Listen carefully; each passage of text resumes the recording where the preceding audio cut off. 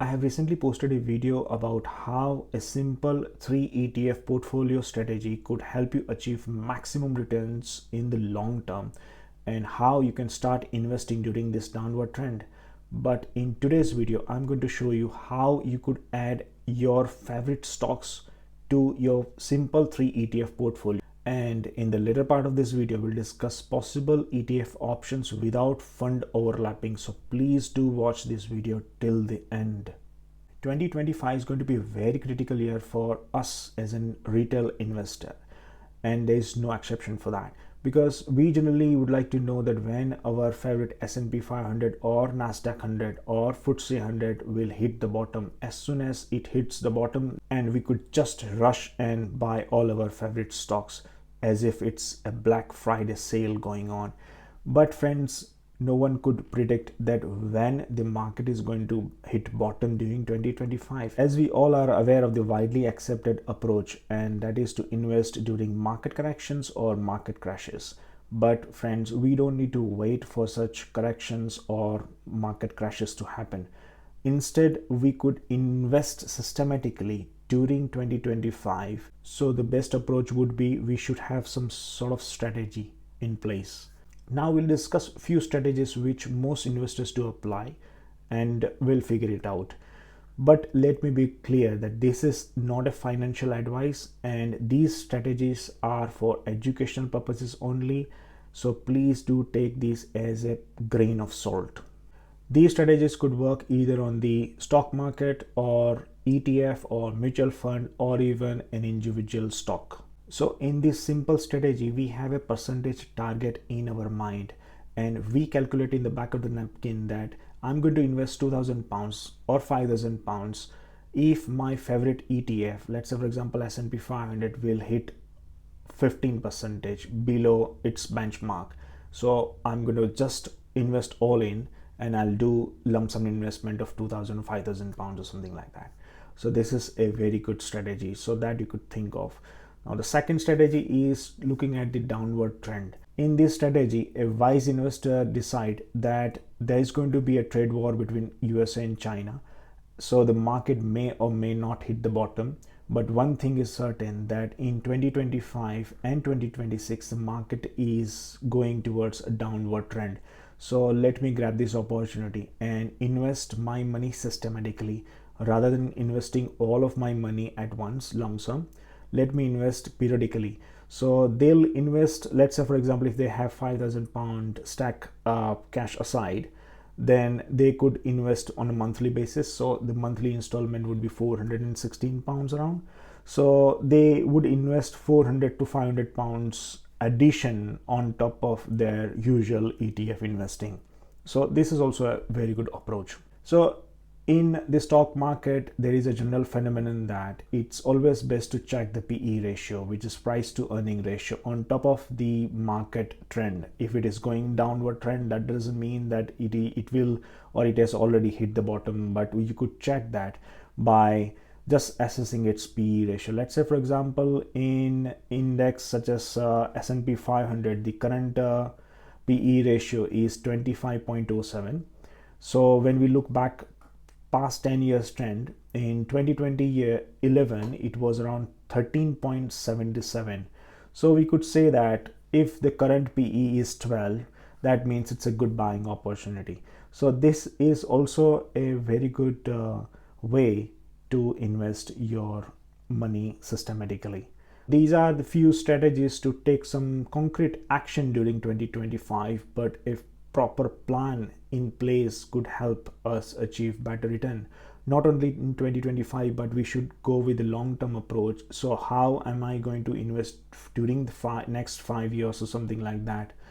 That could also give us good outcome in the long term. But hey friends, if you don't have enough money, then don't get demoralized.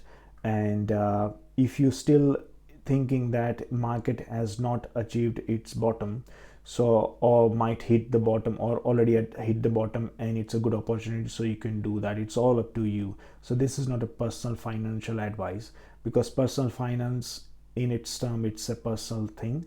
So I could not comment on any of the personal finance stuff. but it's just like, for education purposes, so I just share some of my experiences. The best approach would be to stay invested in all market conditions, because market moves periodically and cyclically, and we don't have any control over it.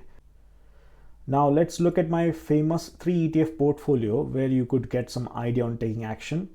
You could also refer my ETF selector, which has few popular ETFs.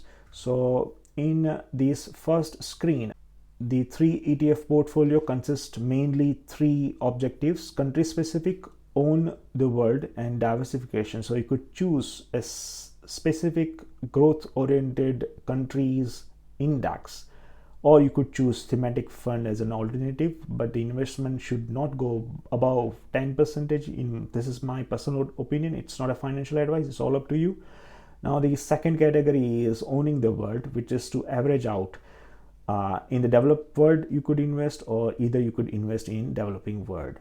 And in diversification, it's more for downside protection. So just what is happening currently because of these USA China trade wars, it would be a good best move to invest in gold ETF, in my opinion. So this is like just my opinion, so it's all up to you. So this is just a diversification is needed for our ETF strategy. And in my second selector, this will talk more about some of the popular ETF ticker symbols. So this is again not my personal opinion, but these options are like, very well known, which I could see, and that's why I just thought to share. But a very good understanding which I wanted to share is, if you select VUAG, which is S&P 500 index, or IITU, which is information technology and semiconductor ETF, and if you choose VWRP, which is a Vanguard's all world ETF, then you are basically doing overlapping. So there will be around 40 to 60% overlapping if you choose VUAG or IITU.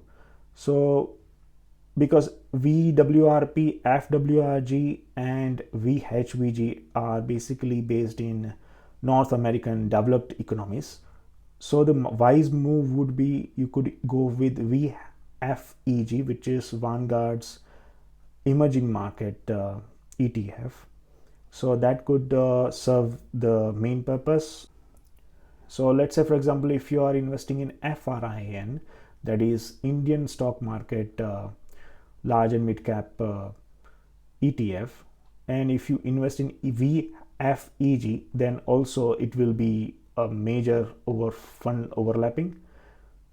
So in this scenario as well, you could go with VWRP or VFRG or VHVG.